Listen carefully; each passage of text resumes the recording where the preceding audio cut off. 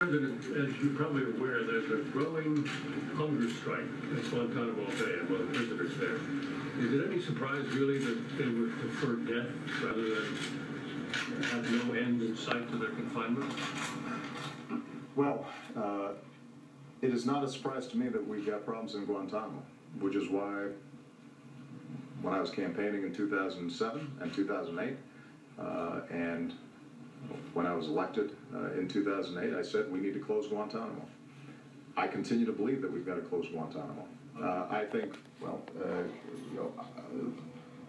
I think it is critical for us to understand that Guantanamo is not necessary to keep America safe. It is expensive. It is inefficient. It hurts us in terms of our international standing. It lessens cooperation with our allies on counterterrorism efforts. It is a recruitment tool for extremists. It needs to be closed. Now, Congress determined that they would not let us close it. And despite the fact that there are a number of the folks who are currently in Guantanamo who the courts have said could be returned to their country of origin or potentially a third country. I'm going to go back at this. I've asked my team to review everything that's currently being done in Guantanamo, everything that we can do administratively, and I'm going to re-engage with Congress to try to make the case that this is not something that's in the best interest of the American people. And it's not sustainable. I mean, the notion that we're going to continue to keep over 100 individuals in a no man's land in perpetuity, even at a time when we've wound down the war in Iraq, we're winding down the war in Afghanistan, and we're having success defeating Al-Qaeda core. We've kept the pressure up on all these transnational terrorist networks. When we've transferred detention authority in Afghanistan, the idea that we would still maintain forever a group of individuals who have not been tried, that is contrary to who we are, it is contrary to our interests, and it needs to stop. Now, it's a hard case to make because, I think for a lot of Americans the notion is out of sight, out of mind. And it's easy to demagogue the issue.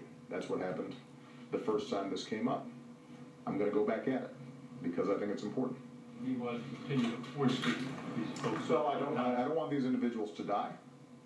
Obviously, the Pentagon is trying to manage the situation as best as they can. But I think all of us should reflect on why exactly are we doing this? Why are we doing this? I mean, we've got a whole bunch of individuals who have been tried, who are currently in maximum security prisons around the country. Nothing's happened to them. Justice has been served.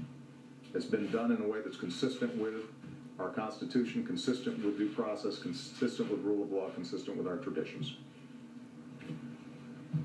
The individual who attempted to bomb Times Square, in prison, serving a life sentence. Individual who tried to bomb a plane in Detroit, in prison, serving a life sentence. Somali, who was part of Al-Shabaab, who we captured, in prison. So we can handle this. And I understand that in the immediate aftermath of 9/11, with the traumas that had taken place, why, for a lot of Americans, the notion was somehow that we had to create a special facility like Guantanamo and we couldn't handle this in a normal, conventional fashion. I understand that reaction. But we're now over a decade out.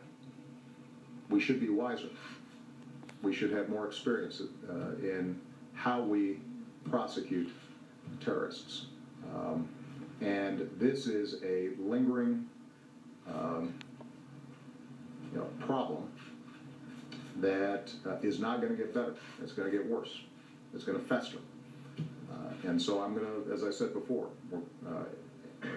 examine every option that we have administratively to try to deal with this issue, but ultimately we're also going to need some help from Congress, and I'm going to ask some